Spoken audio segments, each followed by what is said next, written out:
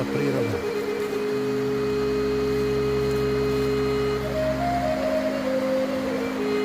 Sremuš, došao sam da naberem Sremuš. Došli smo u Sremuš da naberemo.